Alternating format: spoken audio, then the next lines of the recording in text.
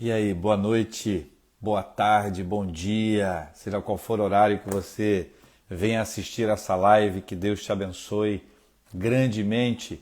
Sejam bem-vindos aqui no Instagram da Igreja Presbiteriana das Américas, a Igreja das Américas, onde nós estamos e onde nós te acolhemos com muito carinho, com muito amor, agradecendo muito a Deus pela sua vida, pedindo ao Senhor que Ele te sustente, que Ele te guarde, que Ele te fortaleça, pedindo ao Senhor que faça a sua vida ser uma vida ainda mais feliz, cercada da graça, da bênção, do amor dEle. Eu estava lembrando aqui do profeta Isaías no capítulo 6, uma lembrança de um texto onde o Senhor se revela a Isaías de uma forma singular e ele pode perceber a grandiosidade de Deus, a majestade de Deus, sobretudo a santidade de Deus. Ele diz, ai de mim, porque eu sou um homem de lábios impuros e habito no meio de um povo de impuros lábios e meus olhos viram o Senhor. Isaías 6 é uma lição maravilhosa para nós em vários aspectos. Eu quero te encorajar a ler, a meditar e aplicar à sua vida, profeta Isaías capítulo 6. Quero dar boas-vindas a todos aqueles que se chegam aqui, se achegam a nós para participar com a gente dessa nossa live. Nosso convidado especialíssimo de hoje já está aqui. Vou buscar aqui, possa participar com a gente de maneira especialíssima aqui nesse tempo juntos aqui e com certeza vai ser uma bênção para as nossas vidas. Reverendo Cid Pereira Caldas, boa noite. Boa noite, cá estamos, Averaldo, JR. Prazer estar com vocês aqui, viu? Muito bom. Obrigado, meu querido. Quero agradecer a Deus pela sua vida, agradecer a Deus pelo seu ministério. Nós temos uma história longa, desde 1519, mais ou menos, que nós já nos conhecemos. Trabalhamos juntos, à época, lá na Catedral, como pastores auxiliares e pudemos desenvolver uma série de projetos juntos e continuamos na parceria de serviço ao Senhor com muita alegria. Cid, eu quero te acolher aqui, mais uma vez dar as boas-vindas a você. Reverendo Cid é pastor da Igreja Presbiteriana de Botafogo, uma linda igreja na zona sul do Rio, uma igreja que você precisa conhecer e que em breve, quando as portas estiverem, né, Cid, novamente abertas para os cultos presenciais, mas daqui a pouquinho o Cid vai compartilhar com a gente os endereços aqui da igreja, também as redes e também dele com a gente aqui. Cid, você tem uma característica muito preciosa que é a música. E eu estava lendo aqui Isaías e dizem que os anjos estavam cantando. E eu pergunto, primeiro, desde quando a música assim, entrou na sua vida? Quando você lembra que a música entrou na sua vida? Segundo, quando é que você se descobriu músico, com habilidade? Bom, primeiro, Averaldo, eu queria felicitar a Igreja Presbiteriana das Américas por essa iniciativa. Porque a Igreja das Américas ela sempre foi uma igreja viva e presente. E ela não é em tempo de pandemias que ela deixa de ser viva e presente. E alcançando não só os seus membros, mas todos aqueles que têm a oportunidade de ser abençoados também pelas mídias sociais. Parabéns pela iniciativa. Mas vamos lá. A música. Minha mãe, ela tinha 3 frustrações. Ela nunca soube nadar, ela nunca soube andar de bicicleta e ela sempre desejou tocar piano. Então, o que ela fez? Ela não conseguia, filha de família muito pobre. Os filhos nasceram, ela botou os 3 filhos, a Cíntia veio depois, para estudar piano. E aí, com 5 anos de idade, comecei a estudar piano, tá certo? Vou cortar a história da minha mãe, mas só para resumir. Ela satisfez o desejo de aprender música através dos filhos.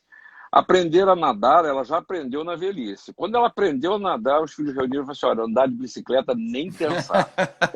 Acabou a história.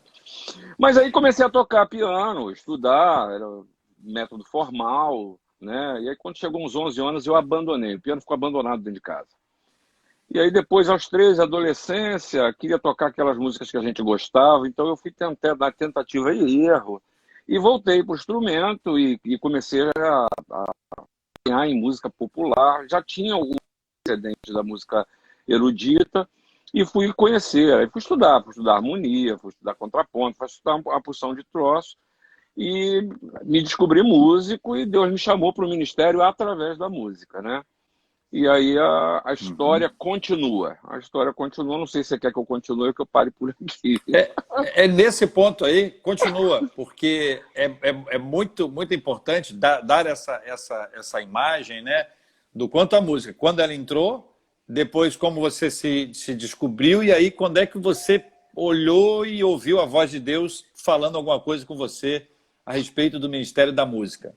Eu fazia faculdade de engenharia, eu fazia engenharia industrial, Faculdade Federal aqui no Rio de Janeiro, e comecei, Deus tocou meu coração, professei minha fé, e todo o tempo ficou pequeno para poder realizar a obra do Senhor, né? Então, até que um grupo nascente, em 1985, veio ao Rio, numa realização que houve aqui no Rio, chamava Jesus em Rio, paralela ao Rock in Rio, que foi no Maracanãzinho. E nessa época eu tocava com Josué Rodrigues, né? Pastor lá na igreja Betânia em Niterói, amigo, por sinal um grande beijo para você, Josué. E aí perguntaram a ele se não tinha um tecladista que pudesse ajudar esse grupo que estava nascendo. E o Josué me indicou. E eu fui tocar lá no Maracanãzinho com eles. No final, eles me chamaram e me desafiaram para o ministério. Era o Milad, era o então Milad que estava nascendo. Sabe aquela coisa que você chega e fala assim, é a peça que faltava no jogo. Era Uhum. exatamente o que precisava. E aí Deus me conduziu, fiz o trancamento da matrícula, conversei com meu pastor, com meus pais. E aí uma coisa muito curiosa, porque eu coloquei um alvo na minha vida. Eu falei, eu quero ouvir 3 autoridades na minha vida para ter a confirmação de Deus que é isso mesmo. E eu escolhi meus pais, o pastor e um professor ou uma professora da universidade. Não tem nada a ver com igreja, nada a ver com cristianismo. Ouvi meus pais, meu pastor, e eles disseram, olha, se é Deus que está te chamando, eu obedeceria. E aí, quando eu fui conversar com a professora, ela me olhou, eu lembro como se fosse hoje, uma professora de desenho técnico. E eu virei para ela, Viraldo, e falei, professora, está acontecendo isso e isso, estou sentindo que Deus está chamando o meu ministério. Ela ficou calada, assim, estática, me olhando, aí virou e falou assim, ó, eu não entendo essas coisas, não, eu não sou religiosa, não. Mas se meu Deus estivesse me chamando, eu acho que eu atenderia. Eu falei, opa, era o que precisava. E aí a gente foi evangelizar no Brasil inteiro, através da música, utilizando a música. Chegamos em pontos e lugares que a igreja não ia. E foi algo muito abençoador na minha vida, muito difícil, numa época complicada. Mas Deus abençoou muito o nosso ministério. Rodamos mais de 1,5 milhão de quilômetros pelo Brasil inteiro, todos os estados da federação, pregando em garimpos, pregando uma série de lugares e edificando a igreja também. E aí depois Deus me sinalizou que era o tempo de parar, porque o Milagre estava tomando, queria até abrir uma igreja, eu entendi que já não era mais o momento. E aí voltei para o Rio de Janeiro e fui desafiado a trabalhar na Igreja do Rio. E lá fiquei por 25 anos, né? Agora, nessa época do Milad, você disse que andou para vários lugares e tudo mais. Milad é Ministério de Louvor e Adoração? É esse o Perfeito. significado da, da, É da isso aí. sigla? Não, é isso aí? Ah, em que momento da música evangélica nós estávamos nesse tempo em que o Milad aconteceu? O que tinha próximo que você podia olhar e dizer, olha, aquele grupo ali, aquele grupo, o que estava acontecendo na música nesse tempo? Ainda era muito regionalizada e poucos tinham a dimensão nacional. Vencedores por Cristo tinham uma grande expressão no Brasil inteiro, porque caminhava pelo Brasil e realizava um ministério abençoador de formação de liderança entre os jovens. Então, eles tinham essa expressão. O grupo Logos também vinha funcionando com uma clareza muito grande, e outros que eram conhecidos, assim, eram quase achados, como o Ribeirão, o Rebanhão no Rio de Janeiro, como João Alexandre com um grupo lá em Campinas, que lançou um CD que rapidamente estourou pela sua novidade. E tem CD? outros que aconteceram, Expresso CD? Luz, CD, falei CD? Não, foi LP, LP esse tempo. E aí a gente começa a andar, e você fala da realidade, um dos motivos do Milad existir era exatamente para a conscientização das igrejas, a necessidade de desenvolver um ministério de louvor e adoração. E esse desenvolvimento tinha a ver não só com estrutura, mas com pessoas que se dedicassem a isso. Vocês, não sei se lembram, os mais novos não vão nem saber disso, mas as igrejas não tinham banda. As igrejas, quando muito, tinham uma pessoa que tocava harmônio, que tocava órgão, e não tinha. E a gente, quando chegava, era quase que assim um achado poder estar. E a gente mostrou para as pessoas, vem cá, na sua igreja tem gente que pode fazer isso, desde que haja uma mínima estrutura. E aí, cada episódio que a gente teve, uns hilários, né, pelas resistências, pelo não conhecimento, outro por pastores e líderes doidos, ávidos para que isso acontecesse na sua igreja. E acho muito curioso, Everaldo, que o caminhar do Milad e depois até o seu, num certo sentido, o seu acaso, se deu pelo cumprimento do ministério. Porque a gente era chamado para estar no Brasil todo, porque as igrejas não tinham bandas, né? Na medida que as igrejas começaram a ter, quer dizer, não precisavam mais que o Milad fosse em sua direção. Então, nesse ponto também foi uma tremenda de uma realização. A gente, claro que não fomos só nós, tem muitos atores nessa, e até me perdoe porque a memória não é boa para lembrar de tanta gente, e até de programações que haviam na época, no final da década, metade da década de 80, voltadas para isso, né, de encontros, como os jovens da Verdade, se eu não me engano, Jovens lá da em Belo Verdade. Horizonte, realizavam um encontro anual, chegamos a tocar lá. Lá em Goiânia também era uma programação maravilhosa feita, vinham gente, cantores do Brasil inteiro, e a gente fazia, tocava lá, e era um negócio bacana, porque era assim, era um acampamento, no momento lá era do presbitério, o acampamento. E tinha uma concha acústica que o povo ficava sentado, assim, tipo numa floresta, sabe? Um negócio que a gente ficava tocando, o povo cantando, louvando ao Senhor, e a hora não passava. Era um negócio maravilhoso, abençoador. Eu tenho umas fotos disso até, desse tempo, que de vez em quando eu olho. Você tinha quantos anos nessa época? Você teve lá em Goiânia, não teve? Não, Nessa eu tive programação? em Vitória, que eu... Não, em Goiânia não. Eu Não. acho que eu tive com vocês em Vitória. De vez em quando trava aqui, não sei se o meu para você, o seu para mim, quem está acompanhando, as meninas do time aí me ajudem. Mas o Cid, você tinha quantos anos nessa época? Ai, meu Deus. 21, 22 anos. E você ficava quanto tempo fora? Quando ia para algum lugar, o quê? 30 dias fora? 40 dias? Tá, vamos lá. Primeiro, a dedicação exclusiva. E a sede do ministério era na cidade de São Paulo. Então, a gente morava na cidade de São Paulo. Então, por exemplo, os casados tinham suas residências e nós alugamos um apartamento que o grupo que começou morávamos juntos. Eu, João Alexandre, o Tuninho e o Beto. Eram os quatro que moravam, eram solteiros, os quatro moravam nesse apartamento. Então, a gente fazia, era a programação, os custos de viagem não eram pequenos, então eram agendas que eram construídas. Então, por exemplo, saía-se de São Paulo e fazia a rota Belém-Brasília. Belém-Brasília, isso. Então, você pegava, saía de São Paulo, passava ali por Ribeirão Preto, entrava no Goiás, atravessava ele todinho, ia até a ponta, e aí você fazia as programações nas cidades, montava isso. Até me lembro de um roteiro, foi muito interessante nessa Belém-Brasília, que a gente fez um trabalho de evangelização, olha, na ida às cidades à direita da rodovia, e na volta à direita também. Então, o que acontece? Com isso a gente conseguia fazer. Essa viagem, por exemplo, durou 45 dias.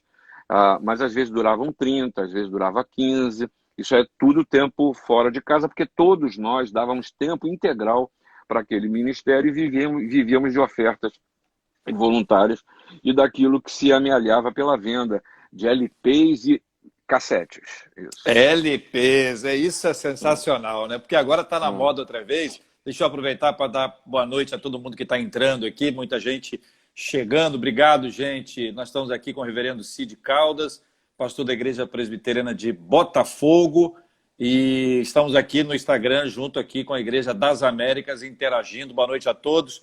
Nosso querido amigo reverendo Hernandes Dias Lopes nos dá a alegria de estar sempre presente aqui nas nossas lives, está aqui outra vez, sempre com uma palavra boa, que Deus abençoe a todos aqui. Muitos amigos entrando, obrigado, gente, Deus abençoe.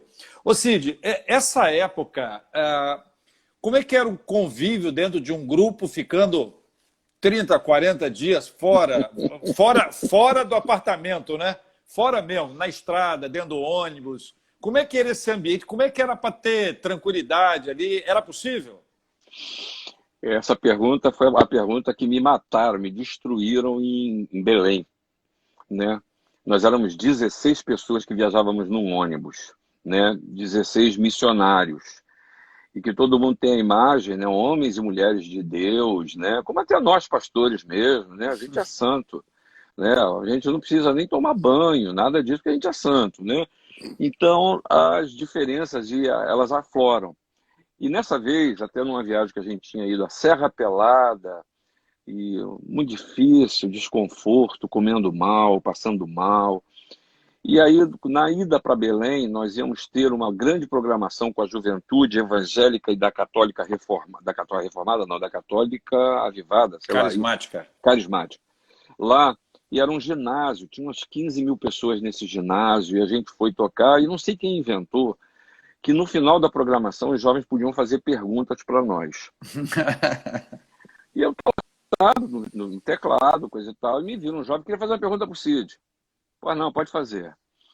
Eu gostaria de saber, aí ele falou na linguagem dele, como é que é o convívio do sagrado com o profano? Eu falei, meu filho, explica a tua pergunta. Não, porque vocês vivem aí no ministério, mas a gente tem a igreja, mas também vive na rua. Como é que é lidar e conviver o tempo inteiro? Ah, rapaz, aí foi o problema. Sabe por quê? Nessa ida para Belém, rapaz, houve uma briga dentro do ônibus entre nós. Uma briga quase que generalizada. Tava todo mundo de cara feia, de cara emburrada. E antes de começar aquela programação, antes a gente sentou, a gente sempre orava antes, virou e falou: vem cá, gente, a gente vai orar com verdade ou a gente vai orar só pro forma? A gente vai entrar aqui para adorar a Deus ou a gente vai simplesmente encenar e fazer um show? E aí houve um quebrantamento, né? E a gente pediu perdão para os outros e entramos, e o cara vai e me faz essa pergunta. Então, em suma, a dificuldade de relacionamento, em todo o tempo, ela precisa ser enfrentada. Seja dentro de casa, na família menor, mas principalmente, hoje em dia, eu ouso dizer, Everaldo, que na família maior, que é a igreja, a gente tem que lidar com isso. A gente não pode jogar para debaixo do tapete coisas mal resolvidas, não dito. Aonde você coloca o não dito, cada um escreve o que quiser. Então, não é só na vida da gente, missionário, pastor, presbítero, diácono, líder de time, seja lá o que for, mas na vida da membresia. A gente não pode se acostumar a ter relacionamentos quebrados. A gente não pode acostumar com isso. A gente não pode achar que é assim, porque com todo mundo humano é assim. Isso é desculpa. Jesus veio exatamente para quebrar esse padrão. Mas é isso, companheiro. Agora, Deixa eu aproveitar e mandar um abraço para o Hernandes. O quanto tempo da música... Manda aí, pode mandar. Meu querido amado irmão Hernandes, Deus te abençoe. Prazer saber que você está aqui com nós dois. Deus te abençoe, viu, meu irmão? Maravilha. De vez em quando aqui, para o meu lado aqui, trava. Então, às vezes eu estou falando uma coisa, você tá numa outra aqui, mas a gente vai afinando aqui tranquilamente. Cid, o quanto esse tempo da música, ele beneficiou o seu ministério pastoral? Além da questão da música no seu ministério, mas assim, do seu ministério, no dia a dia da igreja, com as pessoas, o quanto esse tempo de estrada, milagre, viagem, lugar distante, gente diferente, sufoco, aperto, quanto isso tudo cooperou para o seu ministério pastoral? Vou dividir em duas partes esse negócio, que tem um pouco a ver também com a sua história. Primeiro é o seguinte, eu vivi, num determinado momento, uma crise ministerial que eu entendi assim, havia uma dicotomia que eu ia ter que fazer opção, ou música ou pastorado. Eu não conseguia entender como é que essas coisas se encaixariam. Até que li um livro muito interessante, né? De Albert Schweitzer, que foi um grande organista, talvez um dos maiores, se não o maior especialista na obra de Johann Sebastian Bach, e era um médico, e ele tinha um ministério, foi um missionário na África. E eu li o livro dele e falei assim, eu estou fazendo besteira, porque na realidade Deus me deu uma ferramenta maravilhosa para o ministério. E eu estou dizendo que as nossas histórias se confundem, porque você desde cedo enxergou que o jornalismo, que a área da comunicação como um todo, é uma grande ferramenta do seu ministério também. Então, esse para mim foi um divisor em que eu integre e eu vi isso como uma ferramenta. Eu quero aproveitar e falar para você, jovem, cuidado com uma coisa, porque eu disse um negócio aqui, mas eu não queria deixar esse peixe sem sal, não. Que eu abandonei a faculdade de engenharia para ir para o ministério. E eu não é que eu me arrependa, mas eu tenho certeza de que se eu tivesse terminado aquela faculdade, também seria uma ferramenta a mais no ministério. Então, certa vez eu recebi uma jovem que falou: me identifiquei com a sua história, eu vou deixar a minha faculdade e vou para o ministério. Perfeito, minha filha, o que você está fazendo? Odontologia. Ah, é? Em que ano você está? Estou no último. Eu falei: minha filha, você está tentando a Deus. Porque não é possível, Deus deve estar louco, que você chegue no último ano, a menos que você tenha a convicção de que não é a sua área. Ah, não, eu gosto, é porque está muito difícil. Para terminar a faculdade está muito difícil. Então Deus utiliza, Ele usa todas as ferramentas, todos os dons e talentos que a gente amealha ao longo da vida. E isso para mim hoje, Geraldo, está muito claro. E aí a segunda parte que eu queria falar é dessa experiência de ter estado em diversos lugares do país, em todos os estados, lidado com diversas igrejas, não só presbiterianas, lidado com o povo, lidado na rua e lidado também não só com chefes de estados, mas com lideranças denominacionais, porque a gente também fazia muito programa naquela época. Havia muito mais do que tem hoje, né? Você há de se lembrar dos famosos congressos promovidos pelas paraeclesiásticas, e a gente fazia parte disso, não só Vinde, Visão Mundial e outras que promoviam, e eram oportunidades não só de congraçamento, mas também de conhecimento mútuo. E isso me permitiu aumentar a minha visão da igreja, entender reino de Deus além da minha casinha. Então, nesse ponto, ela foi muito, foi uma contribuição muito grande para a minha maturidade de liderança, amadurecimento da minha liderança. O quanto, na sua opinião, a música é importante para fixarmos os conhecimentos bíblicos, personagens, histórias da Bíblia? O quanto a música pode ser esse instrumento, ou tem sido esse instrumento? Existe uma frase que eu não lembro de quem é, uma frase não, uma tese que eu não lembro de quem é, mas que é uma verdade, né? A palavra falada, o sermão que eu prego no domingo, quando der 10 minutos, as pessoas não lembram nem de 50% daquilo que se fala. Aí tem um escalonamento de tempo, em que, sei lá, 2 dias depois lembram de frases depois. E é curioso que tem gente, inclusive, que repete sermão e todo mundo acha que é novo, né? Porque as pessoas, muitas delas não guardam.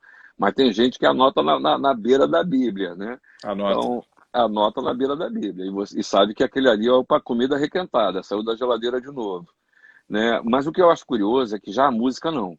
A música, depois que você aprende uma melodia, e se ela te marca, você leva ela para toda a vida. Então, a gente há de se lembrar, por exemplo, de você que nasceu e que foi criado na igreja, você lembra das músicas que você cantava na sua infância e é capaz de cantar agora, né? Pedro, Tiago e João no barquinho. Você aprendeu aquilo lá e lembra até sempre Uhum. melhorando e daí por diante. Então, essa capacidade que a música como ferramenta tem, e aí eu quero frisar essa palavra ferramenta, porque a música não pode ser um fim em igreja, em culto. A música precisa ser um meio, né? Então, ela é muito importante. É um veículo didático pedagógico excelente. A única dificuldade para nós pastores é que a produção musical, ela hoje em dia, ela é de uma intensidade que não dá para acompanhar, não dá para acompanhar. E por outro lado, a pureza doutrinária das letras, coerência, acerto de português e relevância da letra é alguma coisa que a gente precisa pensar, porque a melodia nos enebria. Então você muitas vezes não presta nem atenção no que você está falando, mas é porque você gosta demais da melodia. Mas, associada à edificação, é excelente ferramenta para crescimento espiritual. Que avaliação você faz da música evangélica no Brasil? Bom, vamos lá. Entrou depois desse momento da década de 90, em que grupos, não só Milad, mas outros também fizeram essa mesma coisa, de trabalhar o louvor e a adoração, as bandas na igreja.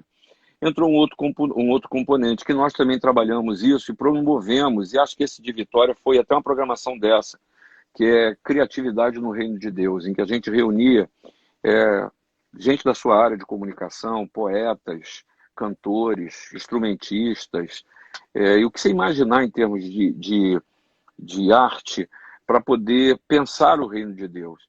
E aí começaram a surgir o quê? Os profissionais não vou dizer da religião porque é depreciativo, mas os profissionais, gente que quis se dedicar profissionalmente à arte cristã. E fizeram isso com boas intenções, eu não tenho dúvida nenhuma. É óbvio que no cesto da laranja sempre tem uma meia dúzia lá que não está cheirando muito bem. Mas não vamos tomar todo mundo, como eu já vi isso acontecer, que todos aqueles que militam no mercado profissional evangélico são, sei lá o quê, falam mal, né? Uhum. Mas muita gente que é a profissão e faz isso muito bem. O grande problema que houve, e que eu acho que ainda há, é que o nosso povo não consegue fazer uma diferenciação da música que se toca nas mídias sociais por um grande cantor, que é um virtuose, daquela que precisa e pode ser executada na congregação.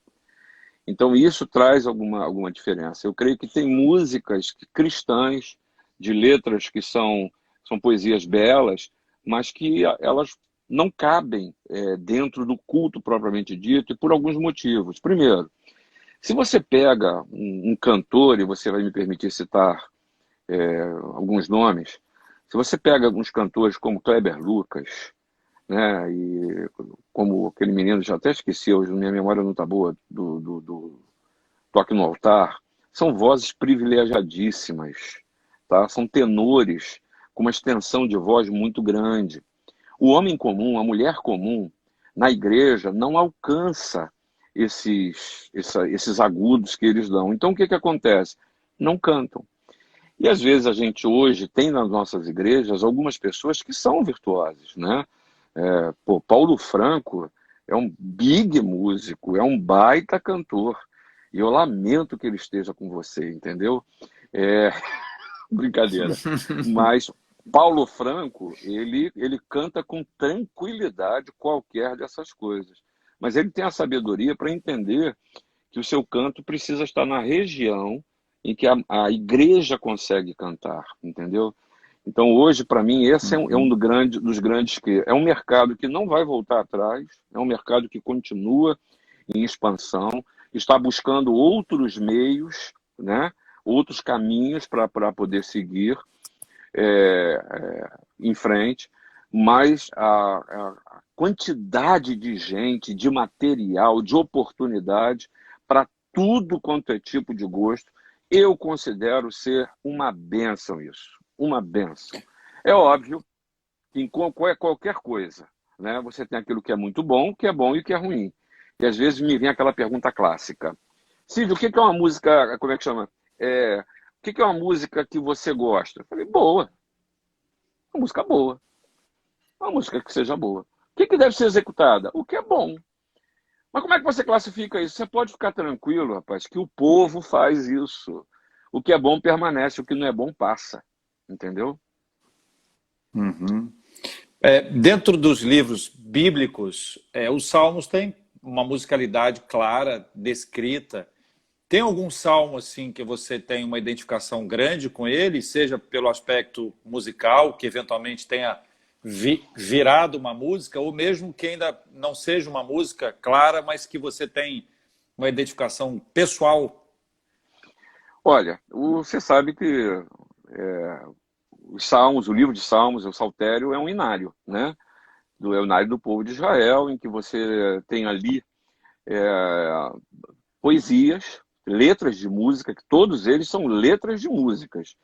E muitos deles foi preservado, inclusive, a utilização. Você vê até a Sociedade Bíblica tem um cuidado de colocar em cima, às vezes, olha, para cantar em uníssono, para cantar canto das mulheres, canto dos homens, das crianças, com instrumentos e vozes. Então, até orquestração, alguns deles têm. Mas, lamentavelmente, não foi preservado, nós não sabemos quais eram as melodias, porque esse também vem um problema para o nosso tempo. Melodia, música que não é escrita, não se preserva, tá? Então, isso, lamentavelmente, a história da igreja recente, ela perdeu, não se registra, não se escreve mais as músicas, a grande maioria, né? Então, eu estou prolongando uma pergunta que é fácil, porque eu gosto demais dos salmos. E aí, para mim, o Salmo 142 é o dos salmos que mais fala. Se é isso que você perguntou, se eu entendi direito. Travou aqui.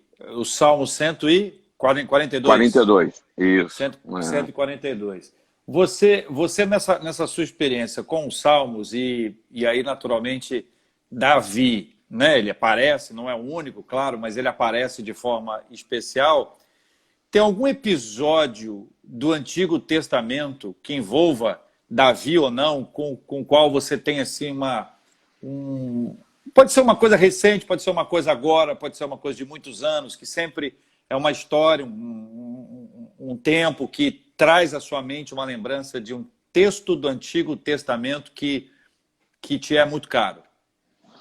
Bom, Salmo 32, o problema de Davi com Batseba, que ele precisa confessar aquele negócio. Tem que confessar aquele pecado. E aí a história, a imagem dele sendo seduzido, se deixando seduzir, né? Seduzido não, que ela não fez isso, mas ele se deixando seduzir, e mostra nitidamente como é que a gente caminha para o pecado, né? E a expressão dele no Salmo é alguma coisa que me...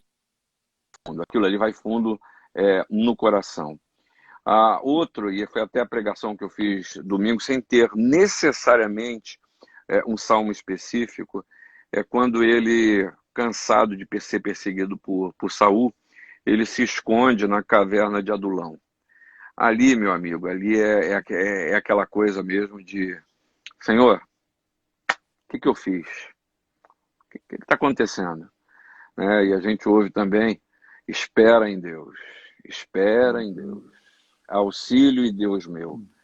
Então, muito boa a tua pergunta, porque essas relações, parece que elas se estabelecem quase que automaticamente, né? Outra coisa que gosto, falava no aniversário esses dias, é que como Davi, um homem segundo o coração de Deus, um rei, mas como ele era humano, né? E nos Salmos a gente vê expressa toda a sua humanidade. Por exemplo, Salmo 121, né? Quando ele diz que o sol não me incomodará, molestará, e daí por diante. Ele estava falando aquilo porque só o molesta mesmo. Estava falando de situações que ele estava vivendo. Ele estava falando de problemas que ele estava enfrentando. E isso eu acho maravilhoso, porque os salmos expressam isso. E às vezes a gente, distante dessa realidade, a gente fica lendo, às vezes, salmo como se fosse caixinha da promessa, como se fosse, como é que chama, mantra, que se você repetir 10 vezes vai acontecer, né? Quando você fala: o Senhor é o meu pastor e nada me faltará. Se eu repetir isso 10 vezes, nada vai me faltar. Mas lembra do que está escrito lá, que às vezes a gente anda pelo vale da sombra da morte, né? Lembra que às vezes a gente tem que sentar numa mesa com os adversários. Então isso tudo são situações concretas da vida que Davi permite que a gente perpasse essas lutas com a presença de Deus, né? Do Novo Testamento, um texto, um personagem, uma história. Vamos lá. 2. Claro que lugar comum, o Sermão do Monte, para mim, é assim, eu não consigo sair de dentro dele. Mas dentro do Sermão do Monte, eu vou localizar a palavra de Jesus quanto à ansiedade. Não andar ansioso.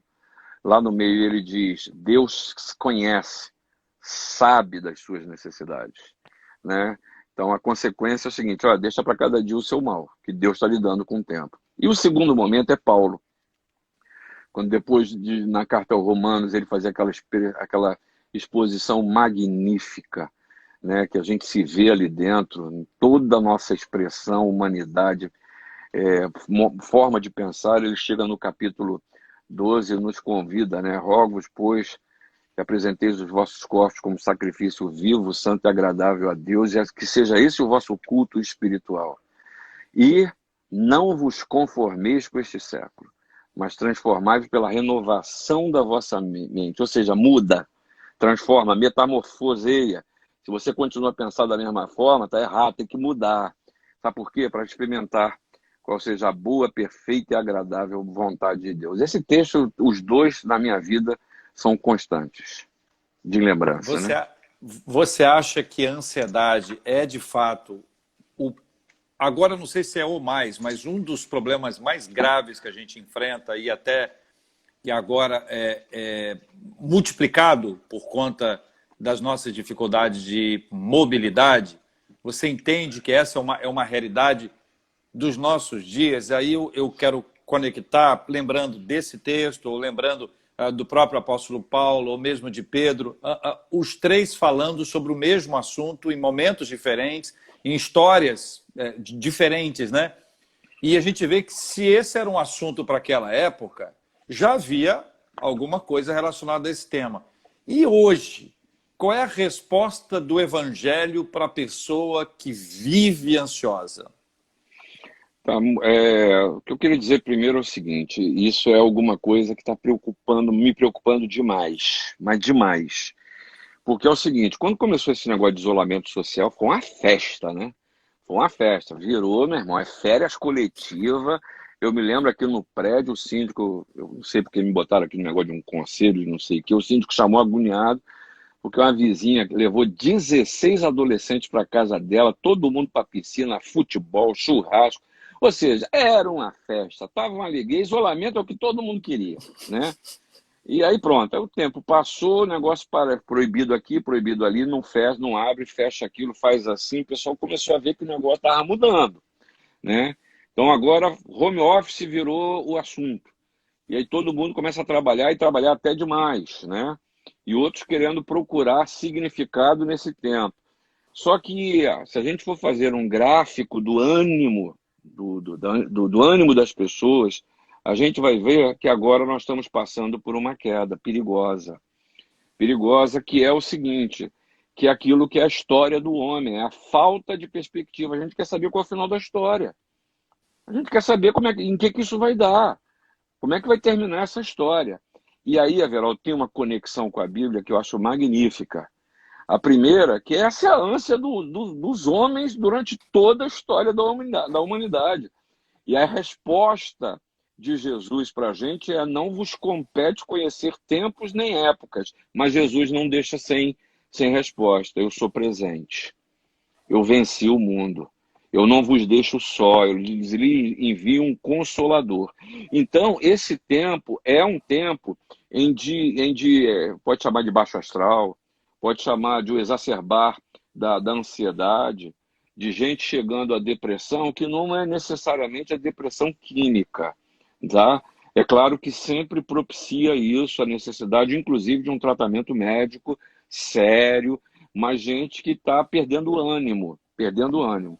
E aí, nesse sentido, mais do que nunca, é o próprio Deus revelado em Jesus se mostrando presente para você que está nesse estado e dizendo: levante a cabeça, é esse dia que você tem para viver, pois viva da melhor forma possível. E aí, velho, tem uma coisa que eu acho muito curioso, eu estou aprendendo com o Rafael, que você conhece, você viu nascer, meu filho mais novo, né? Rafael, ele assumiu uma rotina, não rotina de vida. Então, ele tem um horário para acordar, um livro, o iPad dele, uma cadeira, playground, banho de sol, um capítulo do livro, ouve uma aula de alguma coisa, sobe, toma banho, senta para trabalhar, levanta para almoçar, senta para trabalhar. Quando está liberado, vai fazer o que gosta. Então, isso confesso que para mim também tem sido um alimento, porque se a gente ficar parado, é o que diziam os nossos avós, né? Cabeça vazia é a oficina do diabo. Então não adianta você dizer, ah, eu estou tão deprimido, tão ansioso, o que que você está fazendo da sua vida? Como é que é? Tá? Você não pode sair de casa, mas pode ligar para os seus. Você pode abençoar a vida de gente. Não sei se você já recebeu, Everaldo, mas tem tocado meu telefone aqui, eu atendo em casa. É uma pessoa que se identifica. Você se importa se eu ler um texto bíblico para você? E aí, a primeira vez, eu peguei e falei assim: ô, minha irmã, obrigado, eu sou pastor, coisa e tal, não quero ocupar seu tempo. A moça do outro lado, dava para ver que talvez fosse uma senhora. Ela ficou tão sem graça, eu desliguei, mas fiquei com a drama de consciência, rapaz. Pô, deixa a mulher ler o versículo bíblico dela, rapaz. Aí me ligaram de novo, 3 dias depois, agora eu vou ouvir, não vou dizer nem quem eu sou. Deixa a mulher quando falar o versículo. E não é que a passagem me abençoa, rapaz. Ou seja, para quem quer fazer, tem o que fazer sim. Seja você criança, adolescente, jovem, homem, mulher, idoso, idosa, na sua igreja, na Igreja das Américas que a gente acompanha, vocês não têm parado e tem gente que tem que se envolver, inclusive mais com as coisas da igreja, não só fisicamente, materialmente, mas também através daquilo que pode fazer como um homem ou uma mulher de Deus, viu? Então, eu acho que esse momento é um momento de cuidado emocional. A gente precisa cuidar emocionalmente uns dos outros também. Eu estava estudando esse assunto da nossa época agora e lembrando um pouco do que estava acontecendo nos Estados Unidos depois de 11 de setembro, em que as igrejas encheram e tal, as pessoas foram para lá, mas teve um pós 11, um pós do pós 11, em que os pastores começaram a entrar numa tristeza caminhando para a depressão em razão da adrenalina. Eles ficaram muito elétricos, né? Muito cheios de cuidados, e como as igrejas encheram, eles trabalharam muito, atenderam muita gente e tal, e ao mesmo tempo eles não conseguiram traduzir o impacto daquilo para a vida deles, né? Isso nos Estados Unidos. E aí eu faço uma análise sobre esse assunto no nosso caso aqui, que aqui a gente não está vivendo uma coisa nacional, a gente vive uma coisa mundial, a gente não vive uma coisa de uma cidade, né? Mas a gente está vivendo todas as cidades, quase todo mundo no mesmo nível, com algumas diferenças e etc. O que você acha que vai acontecer com a liderança, né? Estou pensando aqui em pastores, no nosso caso, pastores, presbíteros, mas tem pessoas de várias igrejas aqui. A liderança leiga, a liderança formal, que acaba correndo muito com toda essa intensidade. Qual é o risco que a gente corre? Quais são os perigos que a gente tem que administrar para que não haja com a gente aquilo que aconteceu lá nos Estados Unidos, especialmente depois do dia 11 de setembro? Eu acho que, e também vou falar que eu faço parte disso, né? Nós fomos empurrados para uma realidade que eu acho que muitos de nós não estavam preparados para isso, né? Ser pastor, ser líder num tempo desse, você tem que se redescobrir, você tem que se desdobrar, você tem que fazer muito mais do que você fazia. E isso gera, caminhando junto contigo no que você acaba de dizer, um esgotamento. Um esgotamento não só mental, mas físico também. Porque a gente não tem atividade física, mas, por exemplo, eu fico sentado nessa cadeira aqui pelo menos 18 horas por dia. E isso não é bom. Então, esse é um primeiro ponto que ainda há tempo da gente se tratar. Que é o seguinte, olha, quem morreu pela igreja foi Jesus, não fomos nós, não. Então não adianta achar que a gente vai resolver os problemas da face da terra, porque isso é engano, e mais do que isso, isso é idolatria, isso é egolatria. É a gente achar que se a gente não fizer, não vai acontecer. Mas o reverso é verdadeiro, né? A gente precisa lidar com as pessoas também. As pessoas estão precisando de atendimento. E aí, às vezes, eu estou pensando que eu preciso de um estúdio, de uma grande emissora, para fazer tudo aquilo que o. Gente, com muito pouco você faz muita coisa, né? Com o telefone na mão você fala com muita gente, né? com um telefone até mais popular, você grava um videozinho para dizer que ama. Eu tenho experimentado isso com a igreja e nem sou eu a fazer. Desenvolvi um negócio lá na igreja, que é a igreja que pediu. Então, eu tenho uma programação diária à noite que chama de Reconectando. Então, uma família da igreja grava um vídeo, ela vai responder duas perguntas. Primeiro, como eles estão, o que eles estão fazendo. E a segunda, deixa uma mensagem para a igreja. E é impressionante que a gente tem ganho em termos de comunhão. De comunhão. De gente que vê o vídeo uns dos outros e manda recado, e manda entregar bolo em casa. E aí vai, aí você aguarda, né?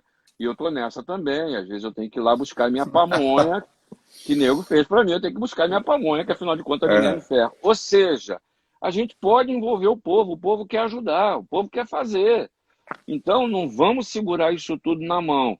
Segunda coisa, nós somos muito, agora é mais para os pastores, a gente é muito quieto, muito cismado, a gente, ou então, como dizia o Caio antigamente, né, em si mesmados, né?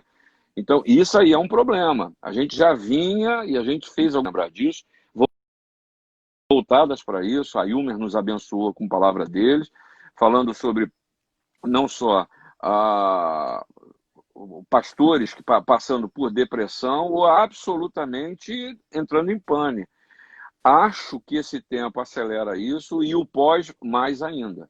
Porque, por outro lado, a expansão, eu vou chamar de maldosa, e até do proselitismo entre igrejas numa determinada região, traz sobre nós pastores uma pressão maior ainda. Então, como pastores, a gente fica atento a isso, né? Mas a gente vai precisar aprender a lidar com isso. E vamos sair disso uma igreja diferente.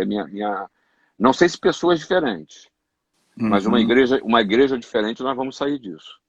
Eu tenho visto muitas pessoas que têm tido a oportunidade de servir a outras igrejas, que é uma coisa que eu considero muito, muito importante, né, para a nossa vida, a gente ter esse tipo de vínculo, né? Aí eu volto lá em Paulo, em Romanos 12, no texto que você escolheu, e fala dessa renovação da nossa mente, né? Então a gente está passando por um tempo agora em que a nossa mente está sendo bombardeada por uma série de coisas e eu observo, Cid, não sei se você concorda, que se a pessoa sentar para assistir na televisão, ou no rádio, ou no site tal, XYZ, as notícias em qualquer tempo, mas nesse tempo onde ela tem menos mobilidade, onde ela fica mais dentro de casa, onde a repetição, né? Você tem um encontro consigo mesmo. Tem gente que está conhecendo os pais, tem gente conhecendo os filhos, tem gente conhecendo os cônjuges. Então tem todo um, o que trabalhar, né, a nossa mente em relação a esse evangelho que nos renova, que nos tira dessa pressão, que nos tira desse impacto, que nos coloca de pé e nos leva a avançar. Você disse, ainda na sua palavra sobre Romanos 12, sobre eu experimentar, né? A boa, perfeita, agradável, é aquilo que a gente mais quer, né? Eu quero fazer a vontade de Deus, eu quero estar no centro da vontade de Deus, ou mesmo qual é a vontade de Deus para a minha vida? Como é que funciona essa renovação da nossa mente, seja dentro do aspecto bíblico aí, de Romanos 12, e aplicado, porque o evangelho não é para ficar ali, né? O evangelho é para cá, né? É para a nossa vida o tempo inteiro. Olha, a primeira coisa, eu acho, Everaldo, que a mesma dificuldade que nós temos, os jornalistas, o pessoal de comunicação, está enfrentando uma dificuldade muito grande de pauta, entendeu? Então, não vamos endeusar tudo aquilo que a gente vê e ouve, mas também não vamos jogar no lixo tudo aquilo que a gente vê e ouve, tá?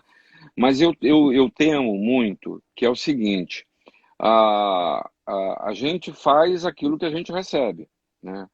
Ou seja, a gente é a expressão de tudo que a gente vê, ouve, fala. Então, se a pessoa se alimenta de pornografia, a sua cabeça vai ser uma cabeça voltada para a pornografia.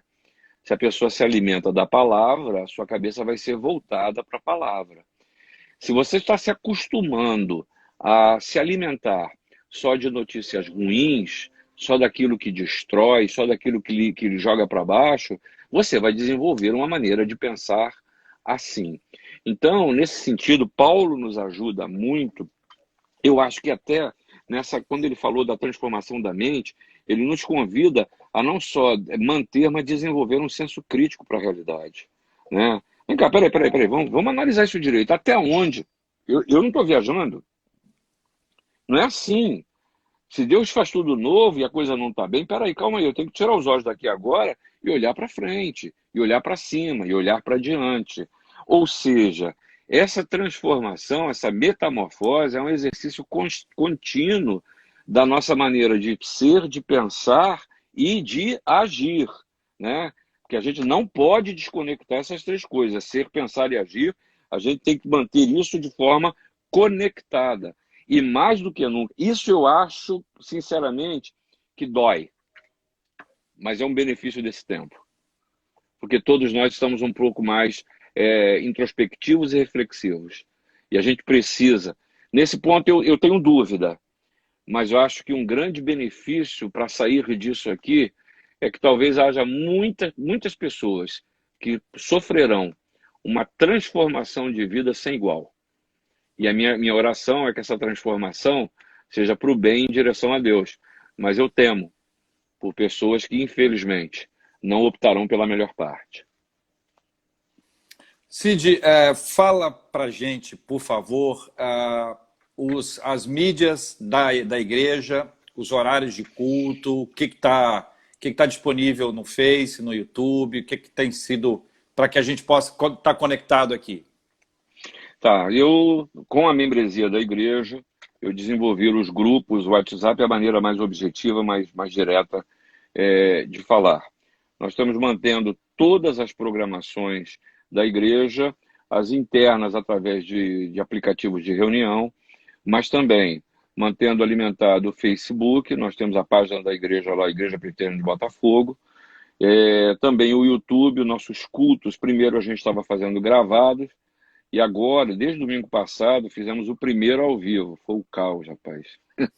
Mas foi o caos. Mas Deus vai abençoar. Como é que Deus faz, né, cara? O som, tudo certo, deu tudo certo, quando tá o som péssimo, as pessoas nem entenderam direito. Mas o povo de Deus é abençoador, né?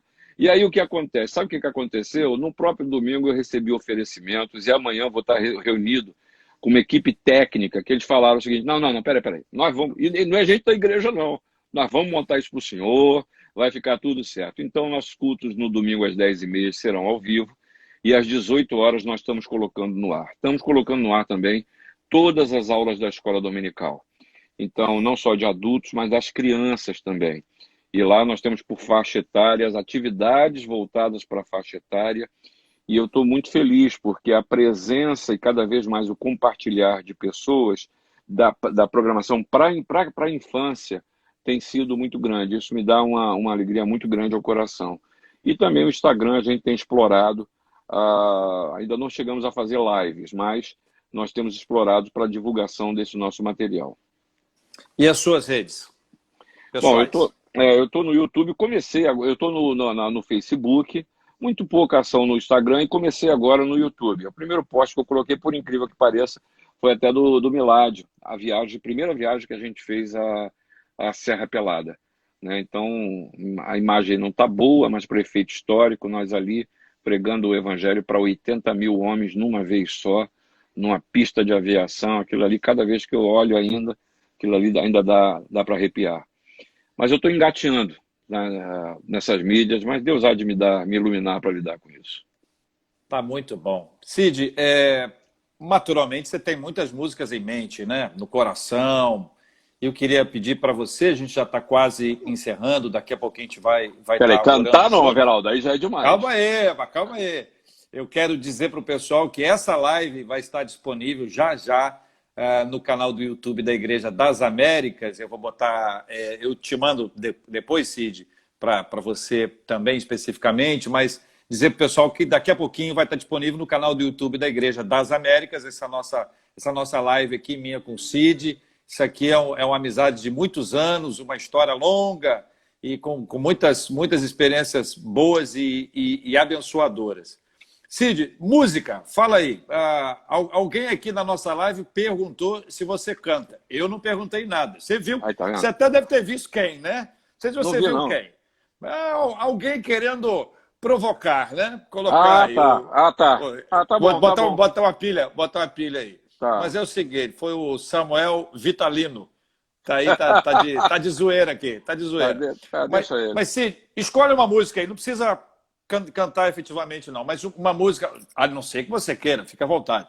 Mas uma música do nosso inário. Um dos hinos aí que bate forte aí. 128. Preciosas são as horas na presença do Senhor. Essa música, para mim, é assim de uma profundidade muito grande. Outra que fala muito ao meu coração, só vou falar o coro. Não é dos fortes a vitória, nem dos que correm melhor, mas dos fiéis e sinceros que seguem junto ao Senhor.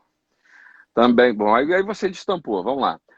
O 108 também. Se paz a mais doce me deres gozar. São hinos que cantar, tocar, eles sempre parece que aproximam mais a gente de Deus, né? Quando eu te conheci, você era tecladista, né? O organista da Igreja do Rio e tocando especificamente com o Canuto Regis. E eu me lembro, assim, do impacto, o começo do culto, com você tocando, parecia que a igreja, a expressão que a gente usava naquela época, né, Cid? É como se a igreja destampasse assim, e a gente sentisse assim eu me lembro que na primeira vez que eu entrei na igreja que participei e que você estava tocando, fazendo aquele prelúdio exuberante, eu tive dificuldade que a gente entrava e ajoelhava para orar, né? Eu tive dificuldade de orar muito tempo, porque eu queria ver tudo aquilo e lembro assim com muita gratidão a Deus pela sua vida, não só na música, mas na Pô, nossa Geraldo, amizade, na nossa desculpa história. ter atrapalhado tua oração. Mas olha, o pessoal está querendo que você cante. Só Vou gente cantar. tranquila, Cláudia Cruz, entendeu? Só pessoa assim que não põe pilha. Tá bom. Então fala para esse povo cantar o seguinte: eles não tenham sobre ti um só cuidado qualquer que Olha, seja, pois somente um seria muito para ti.